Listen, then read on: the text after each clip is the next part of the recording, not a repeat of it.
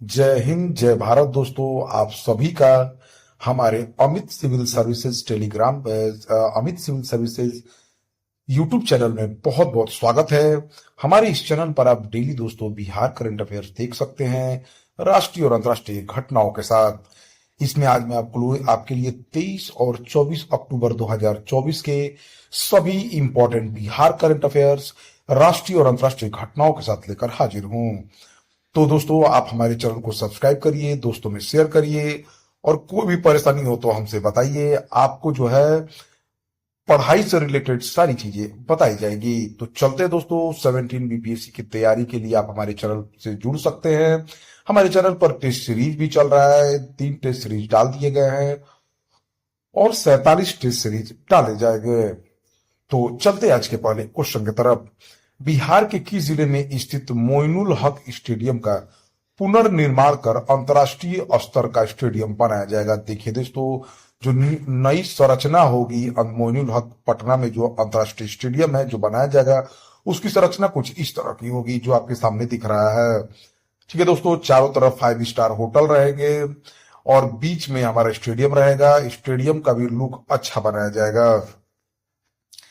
तो पटना में मोइनुल हक स्टेडियम का पुनर्निर्माण कराया जाएगा। बिहार सरकार ने बीसीसीआई को लीज पर देने का निर्णय लिया है इस स्टेडियम को। बिहार सरकार ने पटना स्थित राजेंद्र नगर स्थित मोइनुल हक स्टेडियम को पुनर्निर्माण के लिए भारतीय क्रिकेट नियंत्रण बोर्ड यानी बीसीसीआई को लंबे समय के लिए लीज पर देने का फैसला लिया है। इसके लिए एमओयू साइन करने की अनुमति आज कैबिनेट में दे दी गई है। एमओयू साइन हो जाने के बाद स्टेडियम में अंतर्राष्ट्रीय और राष्ट्रीय स्तर के कई क्रिकेट मैच आयोजन होने की संभावना है। स्टेडियम के बगल में 5 स्टार होटल के समकक्ष होटल का निर्माण भी किया जाएगा। स्टेडियम को पुनर्निर्माण में सारा खर्च बीसीसीआई करेगी। इसमें रात्रि में भी खेल की व्यवस्था की जाएगी। लीज 30 साल का होगा। इसमें होटल की व्यवस्था भी की जाएगी। 40,000 क्षमता का स्टेडियम बनाया जाएगा। सारा खर्चा बीसीसीआई करेगी। बिहार के खेल मंत्री सुरेंद्र मेहता है। बीसीसीआई प्रमुख रोजर बिन्नी और आईसीसी प्रमुख जो है जय शाह है। तो इसको ध्यान दीजिए दोस्तों, पटना जिले में स्थित मोइनुल हक स्टेडियम का कायाकल्प होने वाला है और यह अंतर्राष्ट्रीय स्तर का बनेगा। और यहां पर आने वाले समय में भारत की क्रिकेट सारे खेल होंगे, विश्व कप से लेके T20 तक। दूसरे क्वेश्चन की तरफ चलते हैं दोस्तों। किस राज्य में 22 मंजिला बिहार भवन का निर्माण किया जाएगा? तो दोस्तों, महाराष्ट्र में। कैंसर के इलाज के लिए मुंबई जाने वाले बिहार के लोगों के लिए राहत की बात है। उनके लिए राज्य सरकार मुंबई में रहने की व्यवस्था करने जा रही है। मुंबई में बनने जा रहा 22 मंजिला बिहार भवन में कैंसर पेशेंट और उनके परिजनों के लिए डॉर्मेट्री के साथ साथ कैंटीन की भी व्यवस्था रहेगी। बिहार भवन बन जाने से राज्य में औद्योगिक क्रांति के मद्देनजर निवेशकों को बिहार में निवेश के लिए आकर्षित करने के लिए मुंबई आने जाने वाले मंत्री और अधिकारी के साथ साथ कामगारों और छात्र छात्राओं को तत्काल ठहरने में सुविधा होगी। बिहार के मुख्य सचिव अमृतलाल मीणा हैं। बिहार के नए डीजीपी आलोक राज बने हैं। बिहार राज्य के नए विकास आयुक्त कौन बनाए गए हैं? तो दोस्तों, ये प्रत्यय अमृत हैं। आलोक राज आप जानते हैं बिहार के नए पुलिस महानिदेशक हैं। अमृतलाल मीणा जो है बिहार के मुख्य सचिव हैं और आमिर सुबहानी बिहार विद्युत विनियामक बोर्ड के अध्यक्ष हैं। तो ये चारों के चारों नाम दोस्तों बहुत ही इंपॉर्टेंट है। एग्जामों में चारों में से जरूर कोई पूछा जाएगा, ध्यान दीजिएगा। तो बिहार राज्य के नए विकास आयुक्त प्रत्यय अमृत को बनाया गया है।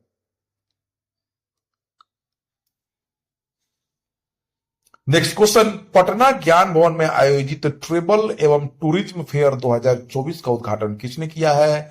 तो ये मुख्यमंत्री नीतीश कुमार ने किया है दोस्तों।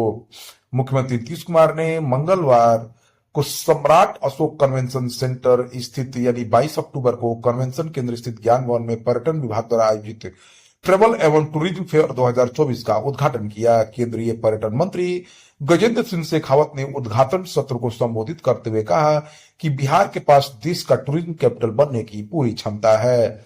बिहार की ऐतिहासिक, धार्मिक और सांस्कृतिक धरोहर इसे देश में पर्यटन के क्षेत्र में अग्रणी बना सकती है। उन्होंने बताया कि केंद्र सरकार ने गया, बोधगया, राजगीर और नालंदा के विकास के लिए विशेष योजनाएं बनाई है। केंद्र सरकार पर्यटन मित्र और पर्यटन दीदी जैसे योजनाओं के माध्यम से रोजगार के अवसर पैदा कर रही है। आने वाले 5 सालों में भारत का पर्यटन उद्योग $500 बिलियन तक पहुंच सकता है। बिहार के पर्यटन मंत्री नीतीश मिश्रा ने बताया कि मेरा प्रखंड मेरा गौरव जैसी योजनाओं के जरिए ग्रामीण पर्यटन स्थलों का भी विकास किया जा रहा है। फोटो में आप देख सकते हैं दोस्तों, यहाँ पर अशोक कन्वेंशन सेंटर में ट्रेवल एंड टूरिज्म फेयर का उद्घाटन किया गया। मुख्यमंत्री नीतीश कुमार को मुख्य पर्यटन मंत्री नीतीश मिश्रा ने प्रतीक चिन्ह भेंट किया। साथ ही केंद्रीय संस्कृति एवं पर्यटन मंत्री गजेंद्र सिंह शेखावत भी उपस्थित रहे। उत्तराखंड के पर्यटन मंत्री सतपाल महाराज और बिहार के जल संसाधन एवं संसदीय कार्य मंत्री विजय कुमार चौधरी भी उपस्थित रहे।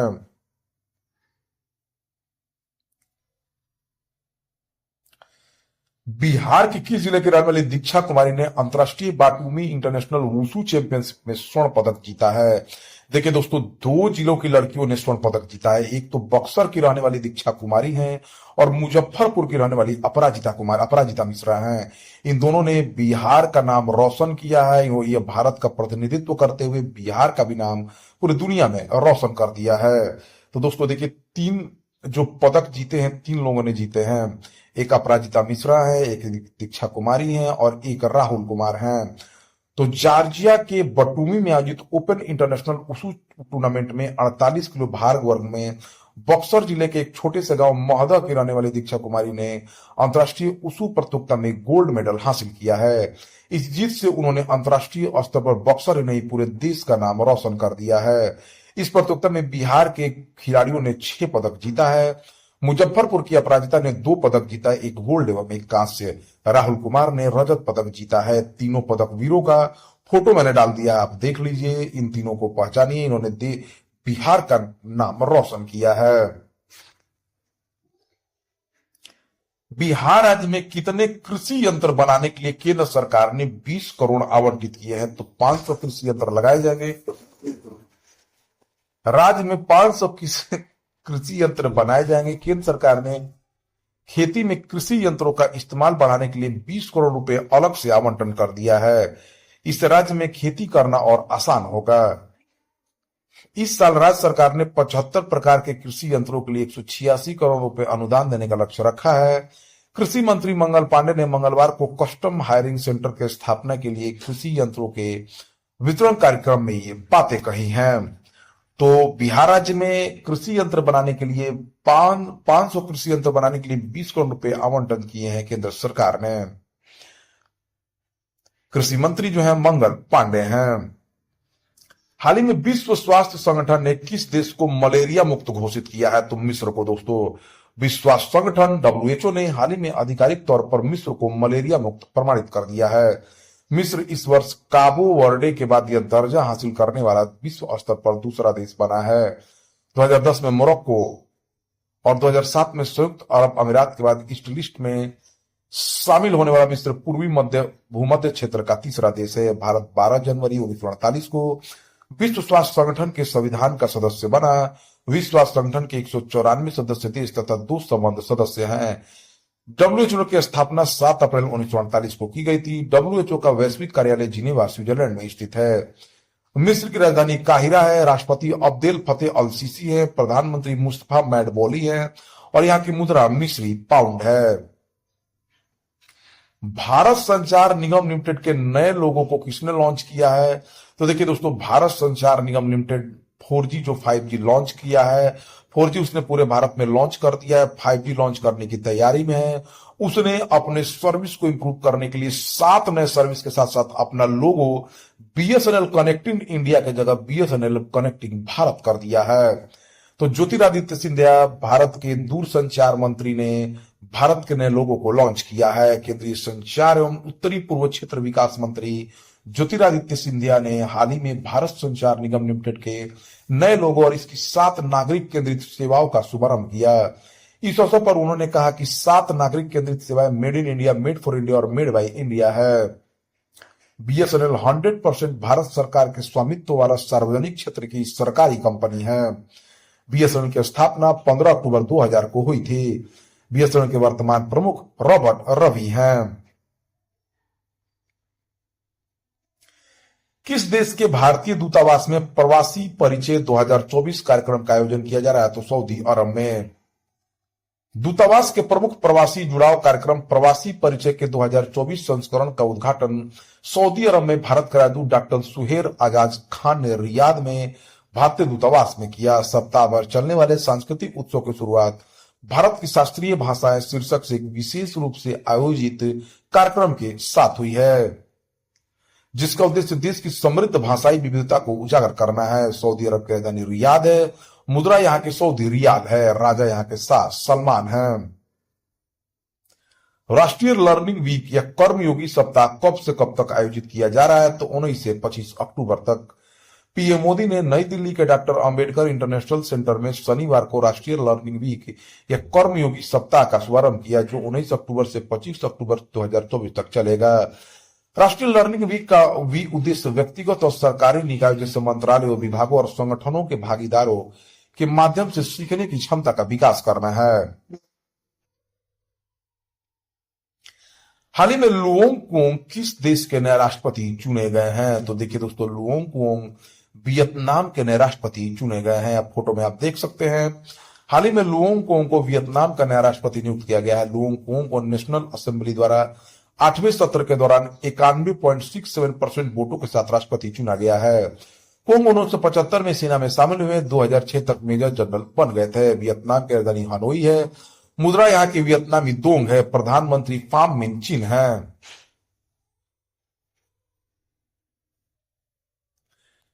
भारत का 55वां अंतर्राष्ट्रीय फिल्म महोत्सव कहां आयोजित किया जाएगा? तो दोस्तों, गोवा में 55वां international film festival of India यानी IFFI 2024 इस साल 20 से 28 नवंबर तक गोवा में आयोजित किया जाएगा। सूचना एवं प्रसारण मंत्रालय ने 23 अक्टूबर 2024 की इसकी घोषणा की है।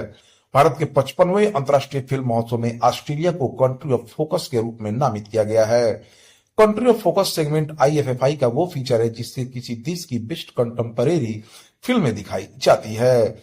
International film festival of India यानी भारतीय अंतर्राष्ट्रीय फिल्म महोत्सव की स्थापना 1992 में हुई है।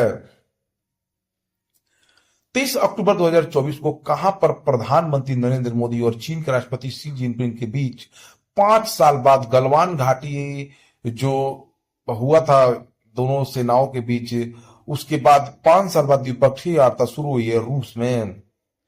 23 अक्टूबर को रूस के कजान शहर में प्रधानमंत्री नरेंद्र मोदी और चीन के राष्ट्रपति शी जिनपिंग के बीच बातचीत हुई। 2020 में गलवान झड़प के बाद दोनों नेताओं के बाद यह पहली बायलैटरल मीटिंग है। मीटिंग के दौरान पीएम मोदी ने कहा कि हम 5 साल बाद औपचारिक रूप से बैठक कर रहे हैं। पिछले 4 सालों में सीमा पर पैदा हुए समस्याओं पर जो सहमति बनी है उसका हम स्वागत करते हैं। सीमा पर शांति बनाए रखना हमारी प्राथमिकता होनी चाहिए। जबकि चीन के राष्ट्रपति जी जिनपिंग ने कहा कि दोनों देशों को अपने मतभेदों को सही तरीके से संभालना चाहिए। भारत और चीन को अपने संबंधों को सामान्य बनाए रखने के लिए एक दूसरे के साथ मिलकर काम करना चाहिए, तभी दोनों देश अपने विकास के टारगेट को पूरा कर पाएंगे।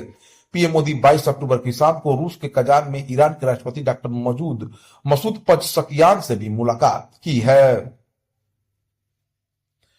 भारतीय मूल की किस महिला को HSBC की पहली महिला CFO नियुक्त किया गया है? तो पैम कौर को। ब्रिटिश बहुराष्ट्रीय बैंक हांगकांग और संघाई बैंकिंग कॉरपोरेशन ने अपनी पहली महिला मुख्य वित्तीय अधिकारी के रूप में पैम कौर को नियुक्त करके इतिहास रच दिया है। 60 वर्षीय भारतीय मूल की ब्रिटिश नागरिक पैम कौर उन महिलाओं की सूची में शामिल हैं जो वैश्विक बैंकिंग प्रणाली में शीर्ष पदों पर आसीन हैं। हांगकांग और संघाई बैंकिंग कॉरपोरेशन एक ब्रिटिश बहुराष्ट्रीय बैंक है जिसकी स्थापना 1865 में हांगकांग में हुई थी। वैश्विक मुख्यालय इसका लंदन, यूनाइटेड किंगडम है। भारतीय नौसेना ने चौथी परमाणु पनडुब्बी लॉन्च की है जिसका नाम दोस्तों INS अरिदमन है। इस लिखा गया दोस्तों INS अरिदमन है। भारत ने अपने परमाणु प्रतिरोधक क्षमता को मजबूत करने के लिए विशाखापट्टनम में शिप बिल्डिंग सेंटर में अपनी चौथी परमाणु संचालित बैलिस्टिक मिसाइल पनडुब्बी को लॉन्च किया है। 16 अक्टूबर को रक्षा मंत्री राजनाथ सिंह ने विशाखापट्टनम के शिप बिल्डिंग सेंटर में इसको लॉन्च किया। इसके 75% सामान भारत में ही बने हैं। इसका कोड नेम S4 है। यह 3500 किलोमीटर की मारक क्षमता वाला न्यूक्लियर बैलिस्टिक मिसाइल से लैस है। INS अरिदमन को S4 नाम दिया गया है। भारतीय थल सेना प्रमुख उपेंद्र द्विवेदी हैं। भारतीय वायुसेना प्रमुख अमरप्रीत सिंह है। भारतीय नौसेना प्रमुख एडमिरल दिनेश त्रिपाठी हैं। Chief of defence staff Anil Chauhan है। एशियाई विकास बैंक का 69वां सदस्य देश कौन बना है? तो दोस्तों ये इजराइल बना है। एशियाई विकास बैंक का 69वां सदस्य देश जो है इजराइल बना है। एरबी का मुख्यालय मनीला फिलीपींस में है। मसासुगु अस्कावा एशियाई विकास बैंक के अध्यक्ष हैं। एशियाई विकास बैंक एक क्षेत्रीय विकास बैंक है जिसकी स्थापना 19 दिसंबर 1966 को एशियाई देशों के आर्थिक विकास के सुगमीकरण के लिए किया गया था। इजराइल के प्रधानमंत्री बेंजामिन नेतन्याहू हैं। इजराइल की राजधानी यरूशलेम है। इजराइल की मुद्रा जो है इजरायली शकेल है। इजराइल के लोग यहूदी धर्म को मानते हैं। यहूदी धर्म के पूजा स्थल को सिनेगॉग कहा जाता है। 24वीं राष्ट्रीय पैरा तैराकी चैंपियनशिप में कौन सी टीम विजेता बनी है? तो दोस्तों कर्नाटक की टीम ओवरऑल चैंपियन बनी है। 24वीं राष्ट्रीय पैरा तैराकी चैंपियनशिप का समापन हुआ जिसमें कर्नाटक ने कुल 392 अंकों के साथ ओवरऑल चैंपियन बनकर शीर्ष स्थान हासिल किया। दूसरे स्थान पर महाराष्ट्र है तथा तीसरे स्थान पर राजस्थान रहा। कर्नाटक के मुख्यमंत्री सिद्धरमैया है। कर्नाटक के राज्यपाल थावरचंद गहलोत हैं। किस राज्य में यातायात निगरानी के लिए सिटीजन सेंटिनल ऐप लॉन्च किया गया है? तो केरल है दोस्तों। केरल के मोटर वाहन विभाग ने यातायात कानून प्रवर्तन को सुदृढ़ करने के लिए नागरिकों को सड़क सुरक्षा सुनिश्चित करने में सक्रिय रूप से भाग लेने का अवसर देने के उद्देश्य से citizen sentinel mobile app launch किया है। यह ऐप उपयोगकर्ताओं को वास्तविक समय में यातायात उल्लंघनों की रिपोर्ट करने की अनुमति देता है। केरल भारत का तीसरा राज्य है जिसमें एम परिवहन सिटीजन सेंटिनल ऐप को लागू किया है। इसके पहले छत्तीसगढ़ और ओडिशा में यह शुरू किया गया था। यह ऐप राष्ट्रीय सूचना विज्ञान केंद्र द्वारा विकसित किया गया और इसमें मोबाइल फोन गैलरी से छवियों और वीडियो को अपलोड करने की क्षमता जैसी अतिरिक्त सुविधाएं भी है। केरल के मुख्यमंत्री पिनराई विजयन है। केरल के राज्यपाल आरिफ मोहम्मद खान है। तो दोस्तों यह रहा 23 और 24 अक्टूबर के सभी इंपॉर्टेंट बिहार करंट अफेयर्स, राष्ट्रीय और अंतर्राष्ट्रीय घटनाओं के साथ। ऐसे ही वीडियो प्राप्त करने के लिए आप हमारे चैनल से जुड़ जाइए। Thank you for watching my videos.